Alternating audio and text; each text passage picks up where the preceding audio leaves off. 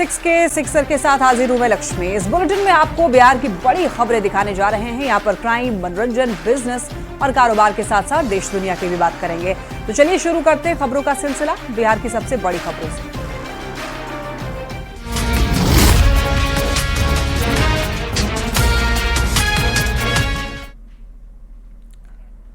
मुख्यमंत्री नीतीश कुमार अपनी प्रगति यात्रा के तहत आज किशनगंज पहुंचे। यात्रा की शुरुआत ठाकुरगंज प्रखंड के कटहल डांगी से हुई है और सीएम ने किशनगंज वासियों को 514 करोड़ रुपए की लागत से 235 योजनाओं की सौगात दी।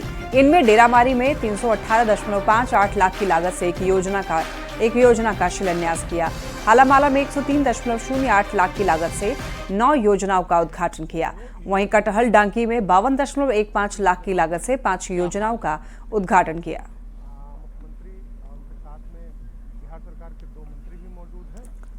यात्रा के दौरान किशनगंज को सीएम नीतीश ने बड़ी सौगात दी है। ठाकुरगंज बाईपास का निर्माण किया जाएगा। महेश बतना में आपातकालीन प्रशिक्षण केंद्र का उद्घाटन। वहीं इंजीनियरिंग कॉलेज के लिए अतिरिक्त भवन का शिलान्यास किया गया। फुटओवर ब्रिज का भी शिलान्यास किया गया। डेरामारी में अल्पसंख्यक आवासीय विद्यालय का निरीक्षण किया। रमजान नदी से जुड़ी हुई समस्या का भी जायजा लिया गया।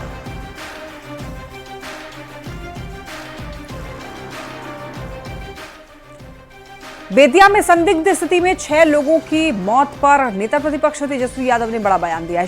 तेजस्वी ने कहा है कि शराब से हो रही मौत को छिपाया जा रहा है। राज्य में शराबबंदी सिर्फ कागजों पर है। शराबबंदी में पूरी तरह से भ्रष्टाचार हावी है।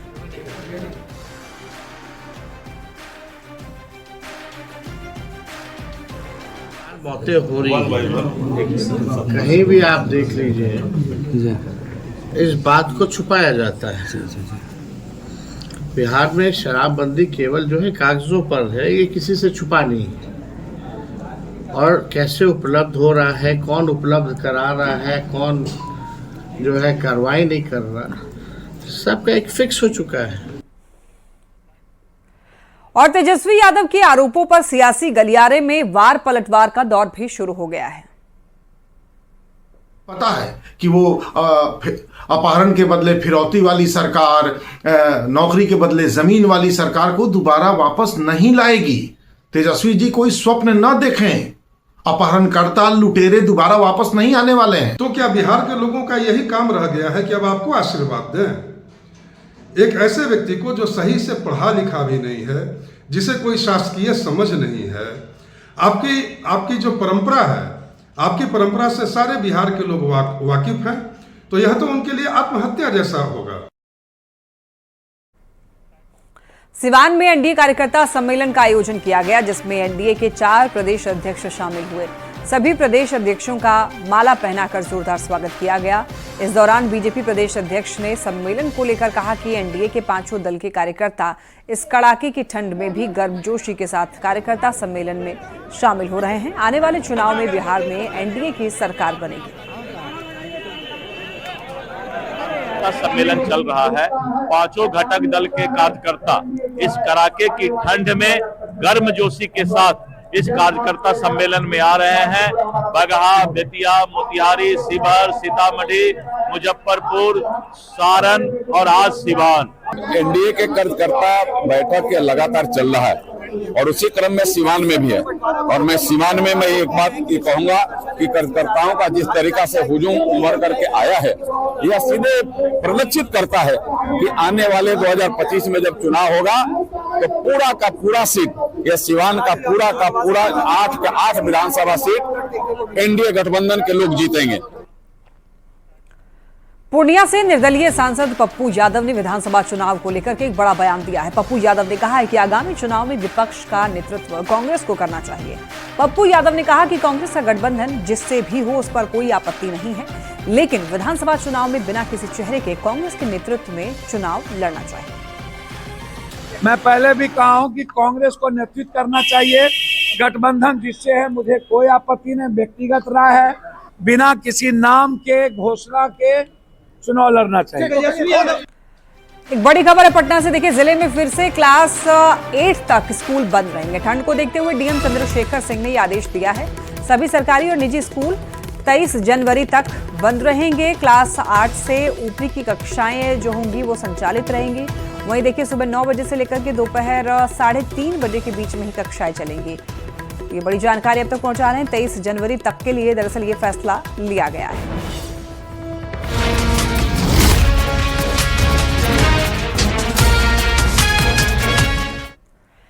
और अब बात कर लेते हैं लॉ एंड ऑर्डर की। तो देखिए मुजफ्फरपुर से बड़ी खबर, कुढ़नी के मुखिया के घर फिर पहुंची एनआईए की टीम। जी हां, नंद किशोर राय उर्फ भोला राय के घर पहुंची एनआईए की टीम। मुखिया की गाड़ी अपने साथ ले गई एनआईए की टीम। 1 महीना पहले भी देखिए एनआईए ने मुखिया के मनकौली स्थित घर में रेड की थी। बीते महीने कई घंटे तक पूछताछ भी चली थी। कैश और डॉक्यूमेंट्स भी बरामद हुए थे। AK-47 बरामदगी मामले में एनआईए की टीम ने रेड की थी। मुखिया के बेटे देवमुनि पर AK-47 रखने का आरोप है।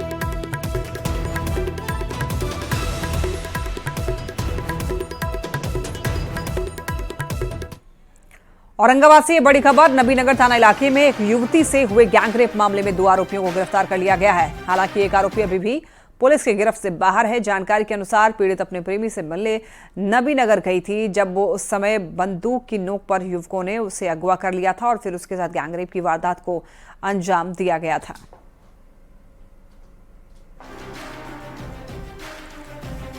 चाईबासा से एक बड़ी खबर, सुरक्षा बलों ने 21 आईडी बम बरामद किया। सभी आईडी को डिफ्यूज किया गया। नक्सलियों ने आईडी बम लगाया था। सरायकेला थाना क्षेत्र के सेरिंगडा के पुच्चा टोला के आसपास जंगली पहाड़ी क्षेत्र से ये बरामद हुआ है। आईडी नक्सलियों ने सुरक्षा बलों को निशाना बनाने के लिए प्लांट किया था। जानकारी के मुताबिक देखिए 2 किलो के 12 आईडी बम और 1 किलो के 9 आईडी बमों को बरामद करके उसे नष्ट किया गया। इसके अलावा एक पुराने नक्सली डंप को भी सुरक्षा बलों ने ध्वस्त किया। मौके से जिलेटिन की 55 स्टिक भी बरामद की गई। और मुजफ्फरपुर में शमशान में शव जलाने को लेकर के 2 पक्ष आपस में भिड़ गए। ये घटना मनियारी थाना क्षेत्र के मदौल जगदीशपुर गांव की है। दरअसल 2 अलग अलग पंचायत के लोगों के बीच शव को जलाने को लेकर विवाद हो गया, जिसके बाद जमकर हंगामा हुआ। हालांकि मौके पर पहुंची पुलिस और प्रखंड के अधिकारियों ने मामले को संभाला। दोनों पक्ष को समझाने के बाद मामला शांत हुआ। पूरा विवाद जमरुआ पंचायत स्थित जगदीशपुर शमशान भूमि में लाश जलाने को लेकर है, जहां पर कई दशकों से अमरख पंचायत और जमरुआ पंचायत के लोग मृतकों का अंतिम संस्कार करते आए हैं। लेकिन हाल ही में उस जमीन पर सरकार के द्वारा स्कूल का निर्माण कराने का आदेश जारी किया गया है। उस जगह पर स्कूल और खेल का मैदान बनना है। तो ऐसे में अमरख पंचायत के मदौल के गांव के एक व्यक्ति का निधन हो गया, जिन्हें अंतिम संस्कार के लिए शमशान लाया गया। लेकिन जमरुआ पंचायत के लोगों ने इसका विरोध किया। पूर्व में यहाँ पे जमरुआ पंचायत स्थित एक जगदीशपुर ग्राम है। यहाँ पे शमशान घाट है और मदौल ग्रामवासियों का कहना था कि हम लोग पूर्व से बॉडी को जलाते आ रहे हैं और इसी बीच मदौल में एक ग्रामीण का मृत्यु हुई। तो यहाँ दाह संस्कार करने को लेकर 2 समाज में 2 ग्रामीणों में कुछ विवाद चल रहा था। तो डॉक्टर भीमराव अंबेडकर जो है कॉलेज जो पास होकर आया, सेंक्शन होकर आ गया है और उसके बगल में WPO पहले बना हुआ है, 2 साल पहले 1.5 साल पहले बना हुआ है। उसके बाद जो बगल में जो है खेल का मैदान भी बन रहा है, उसमें 2 वोटों के बीच जो है हमारे जमरुआ पंचायत के लोग और अमरख पंचायत के लोगों में विवाद चल रहा है। वो लोग का कहना है कि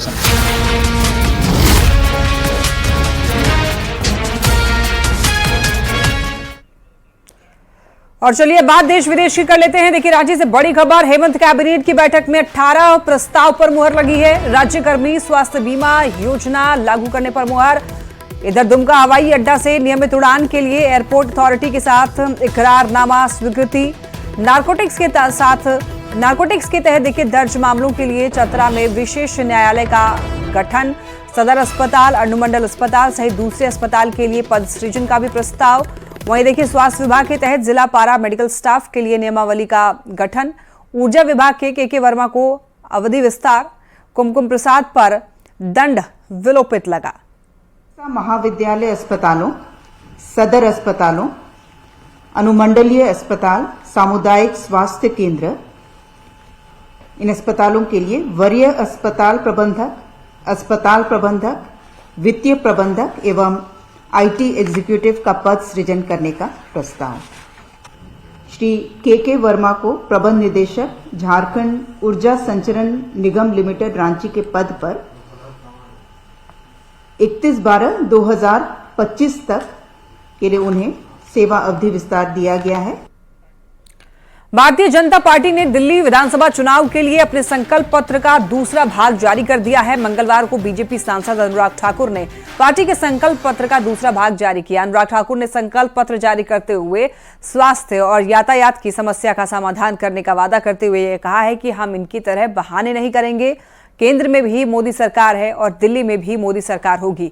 हम बेहतर दिल्ली बनाएंगे। उन्होंने कोविड काल में शराब व्यापारियों को लाभ पहुंचाने, अपने घर का निर्माण कर शीश महल घोटाला करने का आरोप लगाया और वहीं सीएजी रिपोर्ट विधानसभा में पेश नहीं किए जाने पर भी सवाल उठाए।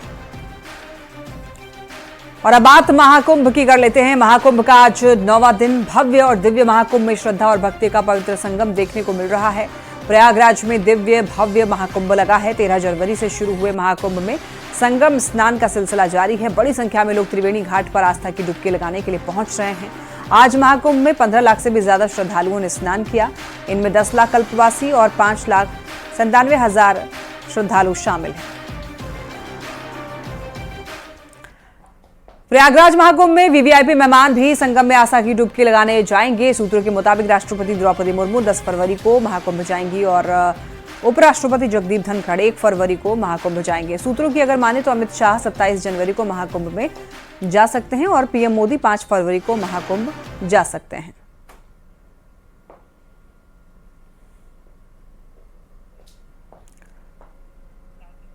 तो देखिए 4 तस्वीरें दिखा रहे हैं आपको। महाकुंभ में वीवीआईपी मेहमान जो कि राष्ट्रपति, उपराष्ट्रपति, प्रधानमंत्री और गृह मंत्री के महाकुंभ में जाने की संभावना ऐसी बन रही है। सूत्र हमारे ये बता रहे हैं कि प्रधानमंत्री नरेंद्र मोदी भी महाकुंभ में जा सकते हैं। 5 फरवरी का वो दिन हो सकता है जब प्रधानमंत्री महाकुंभ में जाएंगे। बागेश्वर बाबा कुंभ मेले पर रील बनाकर वायरल करने वालों पर बेहद नाराज हैं। उनका कहना है कि कुंभ अपने मुख्य मकसद से भटक रहा है। वहां रील नहीं रियल होना चाहिए। वहां इस बात पर बहस होना चाहिए कि किस तरह देश हिंदू राष्ट्र बनेगा। उन्होंने कहा कि कैसे हिंदू धर्म छोड़ चुके मुसलमान, ईसाई को किस तरह धर्म में वापसी हो, इसकी चर्चा होनी चाहिए। ये नहीं रियल के लिए जाना है। वहां अभी जो 2-3 चीजें चल रही, कहीं ना कहीं वो मेन मुद्दा से महाकुंभ भटक रहा। चाहे वो किसी बच्ची के खिलाफ कहा जा रहा हो, चाहे वो किसी व्यक्ति के खिलाफ या उसके पक्ष में या उसके बारे में। महिमा मंडन ने एक दिन कर दिया, बस हो गया। मेन जो महाकुंभ पर होना चाहिए विचार विमर्श इस बात पर होना चाहिए कि सनातन कैसे बचेगा, हिंदुत्व कैसे जगेगा, हिंदू राष्ट्र कैसे बनेगा और जो हिंदू नहीं है उनको घर वापसी कैसे कराई जाए जो धोखे से चले गए। चाहे वो इस देश के इस्लाम में हो, वो भी हिंदू हैं, चाहे वो ईसाई हो, वो भी हिंदू हैं। इस पर काम होना चाहिए। अयोध्या में श्रद्धालुओं की तादाद में लगातार बढ़ोतरी हो रही है। पिछले 15 दिन में 50 लाख से ज्यादा श्रद्धालु अयोध्या पहुंचे हैं। दरअसल महाकुंभ आने वाले श्रद्धालु लगातार अयोध्या पहुंच रहे हैं। श्रद्धालुओं की बढ़ती हुई तादाद की वजह से अयोध्या के कारोबारी खुश हैं। पूजन सामग्री बेचने वाले व्यापारी हों, होटल व्यवसाय से जुड़े व्यापारी हों या फिर रेस्टोरेंट से जुड़े व्यापारी, सभी की आमदनी बढ़ी है। अनुमान के मुताबिक प्राण प्रतिष्ठा के बाद से अब तक अयोध्या को करीब 200 करोड़ रुपए का कारोबार मिला है, जिससे प्रदेश की अर्थव्यवस्था को भी फायदा पहुंचा है। हर कोई पीएम मोदी और सीएम योगी की तारीफ करता नजर आ रहा है। नए वर्ष का प्रथम दिन हो या प्रतिष्ठा द्वादशी का पर्व रहा हो या अभी मकर संक्रांति जो बीती है, इन सब में अयोध्या में आने वाले श्रद्धालुओं की भारी संख्या अयोध्या में आई और ये एक अनुमान है कि करीब 50 लाख लोग से ज़्यादा लोग अयोध्या का में आए और रामलला का दर्शन किया उन्होंने।